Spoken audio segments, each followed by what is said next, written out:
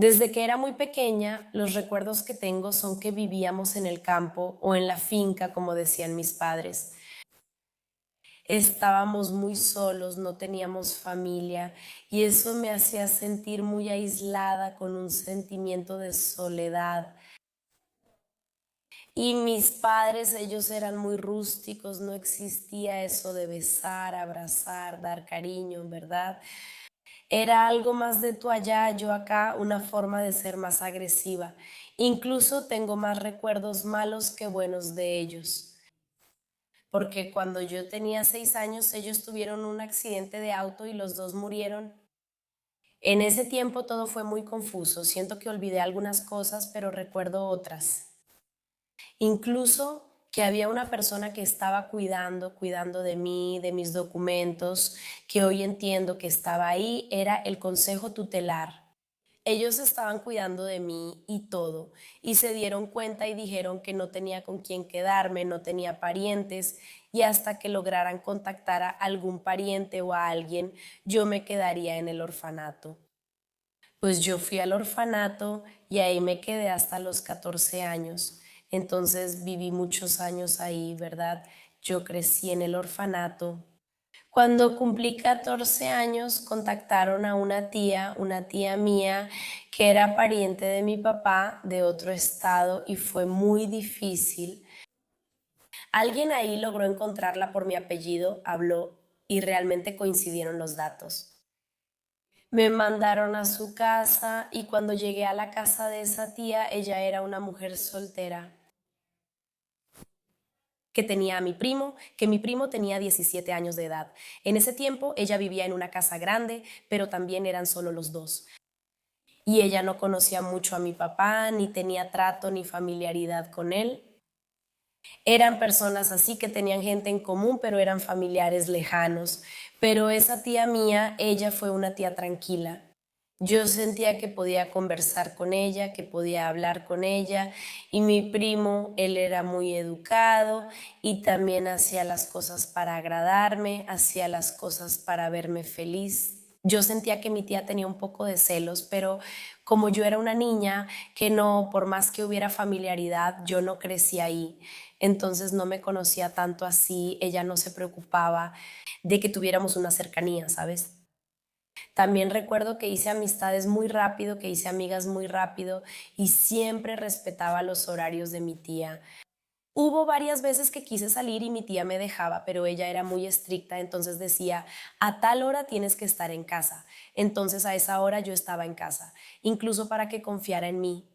Recuerdo incluso que hubo unas vacaciones, esas vacaciones de mitad de año que son largas, y unas amigas de la escuela me invitaron a salir y yo salí. Y esa tía mía tenía una hija que era mayor, vivía en otro lugar, y entonces esa tía fue a visitarla y dijo que nos quedáramos porque teníamos clases, tanto mi primo como yo, y le dijo a mi primo que me cuidara. Y mi primo, él siempre fue muy tranquilo, entonces le pedí a mi tía para poder ir a esa fiesta con mis amigas. En las vacaciones mi tía me dejó, pero le dijo a mi primo que me cuidara ahí, como que estuviera pendiente de mí y que yo tenía que estar como a las 10 en casa. Ella fue y yo salí. Recuerdo que mi primo era muy preocupado, llamaba cada 8 minutos, ¿sabes? Se la pasaba así, ¿todo bien? ¿Necesitas algo? Y así. Y cuando dieron las 10 yo ya estaba con el pie en la puerta de la casa, ya diciéndole a mi tía que ya estaba entrando, para siempre demostrar mucha confianza. Ese día mi primo, él como que había preparado una cena para nosotros, ¿sabes?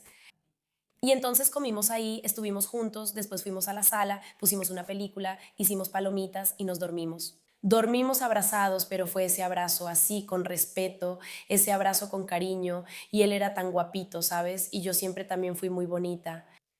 Y entonces tuve ese contacto con él y todo, pero fue solo eso, no pasó nada. Al día siguiente él me despertó con un desayuno, una mesa de desayuno muy bonita, ¿sabes? Y él me pidió que fuera su novia.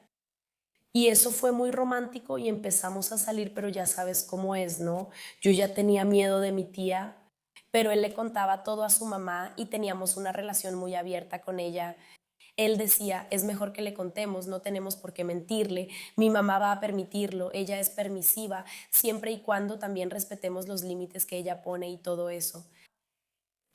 Fue una gran experiencia para mí porque yo no Tal vez en otro video hable sobre cómo fue mi vida allá en el orfanato. Me gusta recordar el momento en que llegué a la casa, desde que llegué a la casa de mi tía en adelante, porque después de eso tuvimos mucho apoyo para estudiar, para seguir nuestra carrera.